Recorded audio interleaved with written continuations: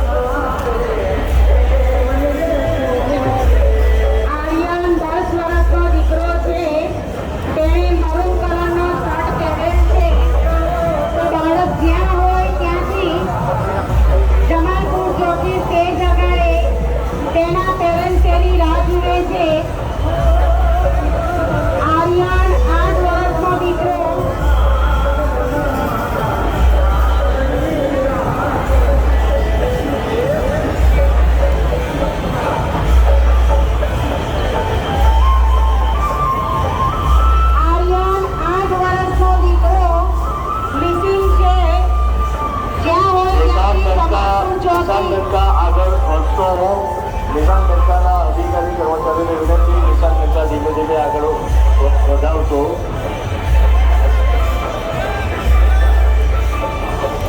આર્યન 8 વર્ષનો દીકરો નિતિન છે.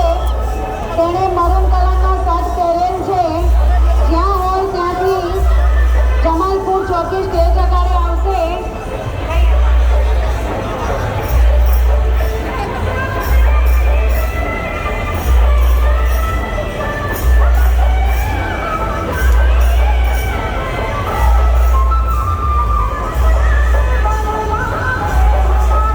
પન્નાબેન ઈશાનપુર તેમના પેરેન્ટ્સ એમની રાહ જુએ છે. જમાલપુર ચોકી સ્ટેજ અગાડે આવી જશો.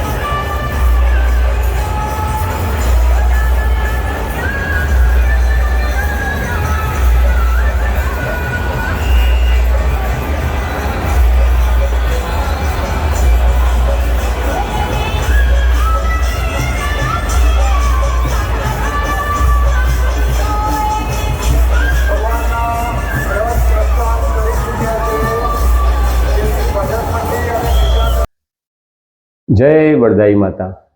હું રાધેશ્યામ રૂપાલ પલ્લી. હું ઘણા ટાઈમથી પ્રયત્ન કરી રહ્યો છું કે રૂપાલનું ઘી કઈ રીતે બચાવવું એ બાબતમાં. તો મારી પાસે હવે બે રીતે પ્રોજેક્ટ બતાવી જવાની શક્યતા છે. એક કોમ્પ્યુટર દ્વારા 3D મોડેલ દ્વારા, અને બીજું છે થર્મોકોલથી મેં એ પ્રોજેક્ટને 3D બનાવવા પ્રયત્ન કરેલો છે. તો કોમ્પ્યુટરથી પહેલાં સમજીશું આપણે કઈ રીતે કરીએ છીએ. આ મારું લેપટોપ છે અને હું એની પર કામ કરીને બતાવીશ. આ જે દેખાય છે તે ગામનો ચોક છે, માની લો. અત્યારે આપણે, અને આ પલ્લી છે, ઉપરનો વ્યૂ છે, અને આપણે ટોપ વ્યૂ કહીએ છીએ. આ પલ્લી દેખાય છે એ લગભગ માની લો કે આ જે છે તેનાથી 6 ફૂટ બાય 6 ફૂટની હશે માની લો, અને ટોટલ ફૂટ 8 બાય 8ની હશે માની લો. અને આપણે પલ્લીને આપણે દેખાતી બંધ કરી દઈશું. લખ્યું છે એ પ્રમાણે માની લો આ રૂપાલ પલ્લી ગામના 27 ચોકમાંનો એક ચોક છે. અને હવે આ એનો પૂરેપૂરો વ્યૂ બતાવ્યું છું. મારો પ્રયત્ન એવો છે કે જે આ ગોળ આકાર મેં બનાવેલો છે એને આપણે તોડી નાખવાના છીએ. એટલે કે આ લખ્યું છે એ પ્રમાણે સિમેન્ટનો સીધો સપાટ રોડ તોડી નાખવાનો. કેટલો? તો આ જે રાઉન્ડ જેટલો આકાર દેખાય છે તેટલો તોડી નાખવાનો. હવે તોડ્યા પછી શું થશે? આ છે ગામનો ચોક. 4 રસ્તા બની શકે, કોઈક વાર ગામમાં 3 રસ્તા પણ હોય, 2 રસ્તા જ હોય, 4 રસ્તા ના પણ હોય. હવે આ જ રસ્તાને આપણે 3Dમાં જોઈશું, એટલે કે પર્સપેક્ટિવ વ્યૂ. તો એ આ રીતનો દેખાશે. બરાબર. ફરી પાછા ટોપ વ્યૂમાં આવી જઈએ છીએ. આ આપણો ટોપ વ્યૂ છે. આ જે લખ્યું છે એ પ્રમાણે આ ભાગને આપણે તોડી નાખવા માંગીએ છીએ, જેની સાઈઝ છે 20 ફૂટનો વ્યાસ. એટલે કે આ છેડેથી આ છેડે 20 ફૂટ, અને ઊંડાઈ સેન્ટરમાં ઊંડાઈ 6 ઇંચ. એટલે આ છેડેથી અહીંયા વચ્ચે 6 ઇંચ જેટલી ઊંડાઈ રાખવી. 6 થી 10 પણ રાખી શકાય, પણ અત્યારે ગણતરી 6 ઇંચની રાખીએ છીએ. હવે માની લો આપણે આને તોડી નાખ્યું. એટલે આપણે આ તોડી નાખ્યું, એટલે કે એને 3Dમાં જોઈશું તો એ આવું દેખાશે, તૂટેલું, કંઈ જ નહીં હોય, તૂટી ગયો. બરાબર. હવે આપણે એને ટોપ વ્યૂમાં પાછા આવી જઈએ.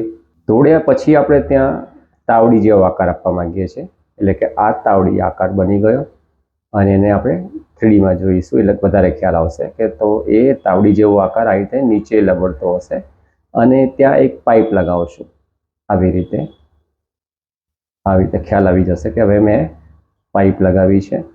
અને ક્લોઝઅપ પણ બતાવીશ કે ભાઈ આ તાવડી, એટલે કે રોટલી બનાવવાનું, ભાખરી બનાવવાનું, રોટલો બનાવવાનો જે આકાર આવે છે એને આપણે તાવડી કહીએ છીએ.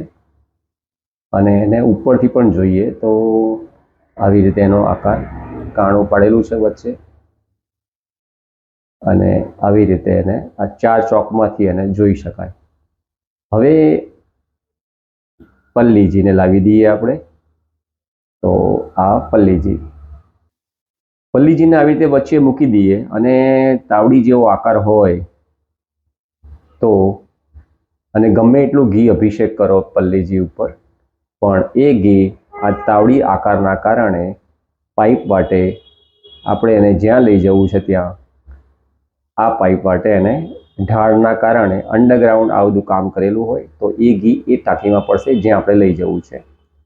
હવે તમને થાય કે આ ખાડો ગામમાં વચ્ચે કરીએ, ચોક વચ્ચે ખાડો કરી દઈએ, આવો તાવડી જેવો આકાર કરી દઈએ, પછી વાહન વ્યવહાર કેવી રીતે ચલાવવાનો? તો એનો રસ્તો એવો છે કે પ્રસંગ પતી ગયો માની લો, અને પલ્લીજી નથી, હવે ઘી બધું જતું રહ્યું, અને બીજા દિવસે તમે એને બરાબર સાફ કરો. અચ્છા, આ તાવડીમાં જેમ બાથરૂમમાં ટાઇલ્સ લગાવેલી હોય છે એ રીતે ટાઇલ્સ પણ લગાવેલી હશે, અને એ ટાઇલ્સ લગાવ્યા હોય એટલે આપણે બરાબર સાફ કરી શકીએ. આને બરાબર સાફ કરીને, આની પાઇપ બધું સાફ કરીને એની ઉપર આ ટાઈપનો જે પેવેલ્સ આપણે તમે જોયા હશે કે ફૂટપાથ ઉપર પેવેલ્સ લાગેલા હોય છે, જેથી એ જગ્યાને આપણે રોડની સરફેસ ટુ સરફેસ ગોઠવી દઈએ. એટલે જેથી જેમ ગામમાં બમ્પ હોય છે, સ્પીડ બ્રેકર હોય છે, એવી રીતે આ ખાડો હતો પણ ખાડાને આપણે પૂરી શકીએ છીએ. આવી રીતે બમ્પ તો આવવાનો જ છે, બમ્પને તમે કશું જ નહીં કરી શકો, જે સ્પીડ બ્રેકર છે એને, પણ આપણે આને પૂરી શકીએ છીએ. અને 12 મહિના સુધી તમને ખાડા જેવું લાગશે જ નહીં.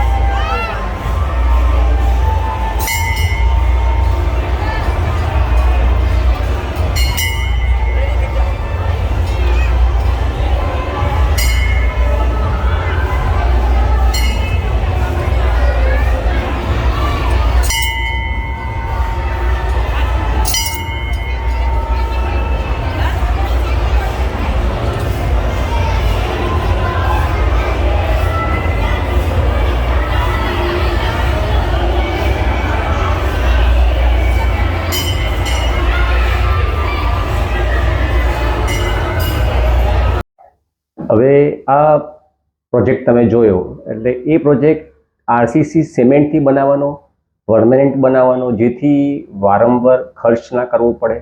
ગમે એટલી પબ્લિક આવી હોય તો પણ એ ઘી કોઈના પગ નીચે નહીં આવે એવી શક્યતા મૂકી શકાય. પ્રશ્ન એ થાય કે હવે આ બનાવે કોણ ખર્ચ કરે? પહેલો જવાબ એ હોઈ શકે કે ગામમાં મંદિર પણ છે, મંદિરનો ટ્રસ્ટ છે અને સરકાર એને ઓપરેટ કરી રહ્યું છે મંદિરને. તો મંદિર આ ખર્ચ કરવાનું કામ પહેલું ટ્રસ્ટ ઉપાડી શકે તો ટ્રસ્ટને આપી દઈએ. બીજું છે, જેમ રામ મંદિર બન્યું ત્યારે જે ખર્ચ થયો તે આખા ભારતના દરેક ભક્તોએ ભોગવ્યો છે, દરેકે પોતાનું દાન આપ્યું છે. તો એવી રીતે જો કરી શકાય, હું 1 લાખ રૂપિયા ડોનેશન કરીશ અને જે ભક્તોને ઈચ્છા હશે તેને હું ફેસબુક દ્વારા જાણ કરીશ અને એ રકમ ડાયરેક્ટ મંદિરના ટ્રસ્ટમાં જમા થશે અને એ રીતે જે ભંડોળ ભેગું થશે એનાથી આવા ચોક બનાવી શકાય. શરૂઆત એવા ચોકની પ્રયત્ન કરશું કે જ્યાં બહુ જ ઘી અભિષેક થતું હોય અને એને બચાવવાનો પહેલો પ્રયત્ન કરશું. મારી શક્યતા પ્રમાણે 5 ચોક એવા બનાવવા જોઈએ કે જ્યાં આગળ બહુ જ ઘી આવે છે. ત્રીજો પ્રયત્ન એ છે, માનનીય અમિત શાહ ગૃહમંત્રી શ્રી, જેમને આ ગામને દત્તક લીધેલું છે, તો આશા રાખીએ કે એમના તરફથી પણ ડોનેશન મળી શકે, એ પણ ખર્ચ ઉપાડી શકે એવા છે, કંઈક વિકાસ કરી રહ્યા છે ગામનો પણ, તો એ પૈસા કદાચ અમિત શાહજી પણ આપી શકે છે, ત્યાંના ધારાસભ્ય રીટાબેન પણ આપી શકે છે. તો રસ્તા તો ઘણા છે પેમેન્ટ પૈસા લાવવા માટેના.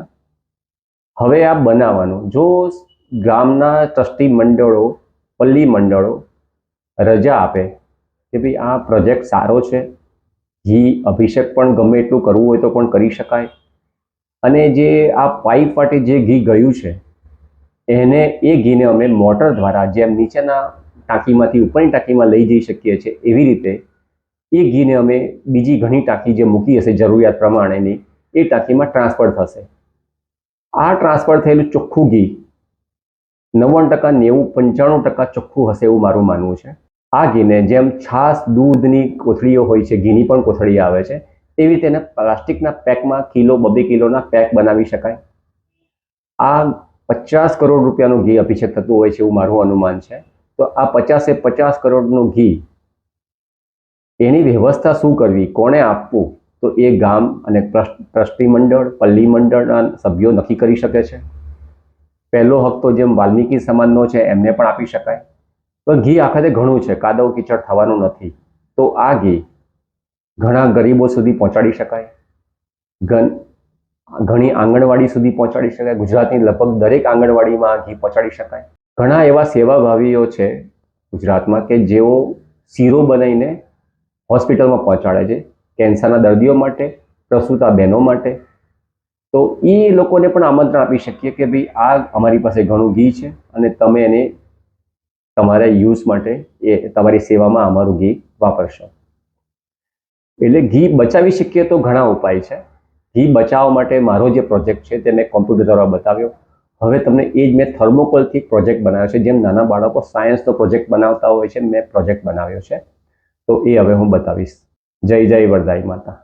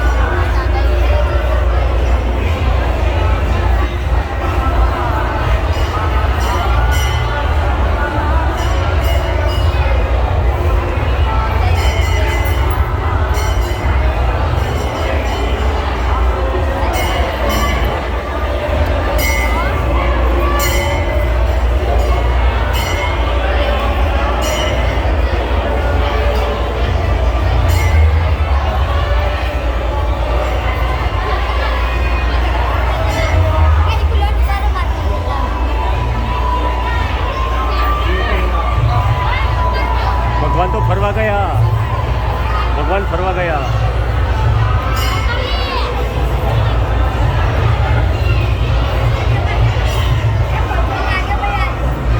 હા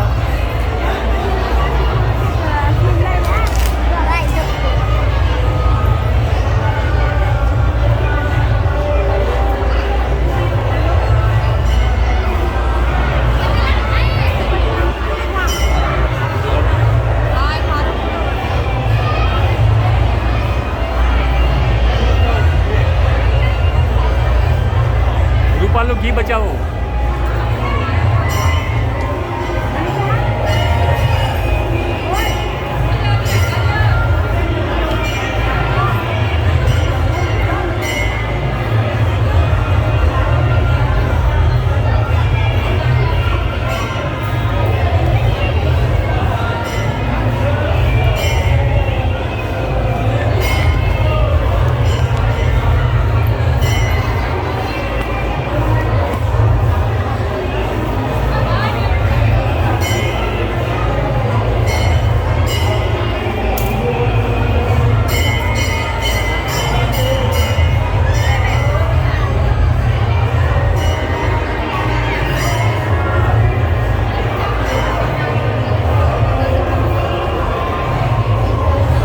એક મારો વિડીયો લઈ લો ને અહીંયા આગળ.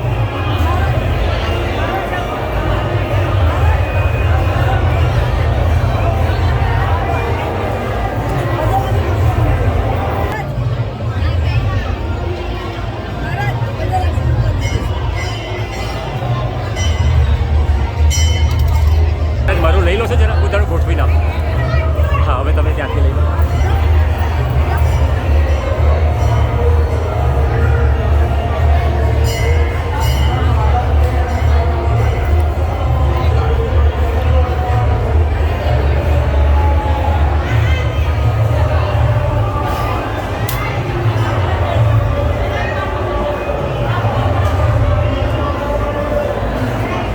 પાછું લઈ લો, પાછું.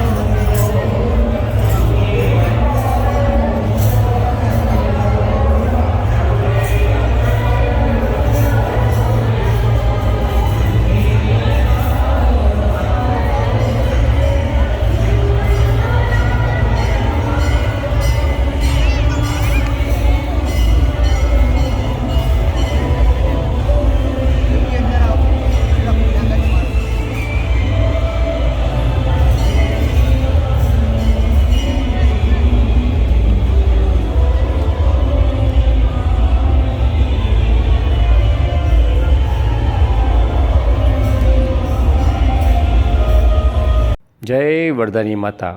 હું રાધેશ્યામ રૂપાલ પલ્લી. ગુજરાતનું એક એવું ગામ જ્યાં ચોખ્ખા ઘીની નદી વહે છે તેમ બોલવામાં આવે છે, પણ ખરેખર ઘી અભિષેક પછી સોના જેવું ઘી ખાવા લાયક પણ રહેતું નથી, પણ કાદવ કીચડ થઈ જાય છે. જો ખરેખર ઘીની નદી વહેતી હોત તો રૂપાલના વરદાઈ માતાના મંદિરની બહાર કોઈને ભીખ માગવા જ ના બેસવું પડે. ઘીની નદીમાંથી ઘી વેચીને બધા રૂપિયાવાળા બની ગયા હોત અને ગાય અને ભેંસની પણ જરૂર ના પડત. નદી એને કહેવાય જેમાં ડૂબકી ખાઈ શકાય. જેમ ગંગા, કાવેરી, ગોદાવરી, યમુના, નર્મદા, કૃષ્ણ, બ્રહ્મપુત્રા, સરસ્વતી નદી ભારતની મુખ્ય નદીઓ છે. આમ ઘીના ટ્રેલર ખાલી કરવાથી નદીઓ બની શકતી હોત તો પાણીના ટેન્કરો ખાલી કરી દરેક ગામમાં એક એક નદી બનાવી દઈએ તો પણ પાણીનો પ્રશ્ન સોલ્વ થઈ જાત. મને તમારી મદદની જરૂર છે. મારો હેતુ પલ્લી પર ઘી અભિષેકનો વિરોધ કરવાનો નથી, પણ અભિષેક થયા પછી ઘીનો કાદવ કીચડ થાય છે તેને બચાવવાનો છે. પર્યાવરણ, સામાજિક પછાત સમાજનું સ્વમાન અને ઘી બચાવવાનો છે. પલ્લીનું ઘી રોટલી પર ચોપડવા જેવું શુદ્ધ રહે તો સોનામાં સુગંધ પડે. જે ભક્તો રૂપાલ ગામમાં ઘી અભિષેક કરવા આવે છે તેમને કહેવા માગું છું કે મારો પ્લાન એ રૂપાલ ગામના ચોકમાં તાવડી પ્રોજેક્ટ એટલે કે 20 ફૂટ વ્યાસ 6 ઇંચ ઢાળવાળો આરસીસી તાવડી અને બાથરૂમની જેમ અંડરગ્રાઉન્ડ પાઇપલાઇન નેટવર્ક બનાવી શકીએ તો 50 કરોડ રૂપિયાના દાનમાં આવેલા શુદ્ધ ઘીને પરંપરાગત પલ્લીમાં ઘી અભિષેક પછી પણ બચાવી શકાય. ઘી માતાજીનો પ્રસાદ છે. ઘી થાળીમાં શોભે, જમીન ઉપર શ્રદ્ધાળુના પગ, બૂટ, ચંપલ નીચે નહીં. પ્રસૂતા બહેનોને, કેન્સરના દર્દીઓને, કુપોષિત બાળકોને વૃદ્ધાશ્રમમાં, આંગણવાડીમાં ઘણા દિવસો સુધી પ્રસાદીના ઘીનો શીરો બનાવીને ખવડાવી શકાય. મારો પ્લાન બી, ધારો કે રૂપાલના સ્વયંસેવકો આગેવાનો મારો આ પ્લાન તાવડી પ્રોજેક્ટ ના બનાવવાની મંજૂરી આપે તો કહેવા માગું છું જે ભક્તો રૂપાલ ગામ આવી રહ્યા છે, જે શ્રદ્ધાળુ રૂપાલ ગામમાં માતા વરદાયિનીની બાધા રાખીને ઘી અભિષેક માટે આપવા આવે છે તેમણે કહેવું છે કે ઘી અભિષેક કરવા આપો, પણ સાથે ભાવ રાખો કે ઘી અભિષેક થયા પછી ઘી કોઈની રોટલી પર ચોપડવા જેવું શુદ્ધ રહી શકે. જો ગામમાં તાવડી પ્રોજેક્ટ 2024ની પલ્લી પહેલાં બની ના શકે તો તમારી માનતાનું 2 ચમચી જેટલું ઘી અભિષેક માટે રૂપાલ લાવશો. બાકીનું ઘી તમારા ગામમાં કોઈ ગરીબને આપશો, પણ કાદવ કીચડ કરવા રૂપાલના પલ્લી મંડળને ના આપશો. માતા વરદાયિની રાજી થશે, આશીર્વાદ પણ આપશે, અભિષેક પણ થાય અને ગરીબને પોષણ પણ મળે, ગરીબના આશીર્વાદ પણ મળે. મિત્રો, મારે આ 10 લાખ લોકો સુધી મેસેજ પહોંચાડવો છે. સોશિયલ મીડિયાનો જમાનો છે. મારો મેસેજ તમને સારો લાગે, મારા વિચાર તમને સારા લાગે તો તમારા ફેસબુક, વોટ્સએપમાં ફોરવર્ડ કરશો. મારો ફોન નંબર 7016159450 અમદાવાદ. નમસ્તે. જય જય વરદાઈ માતા.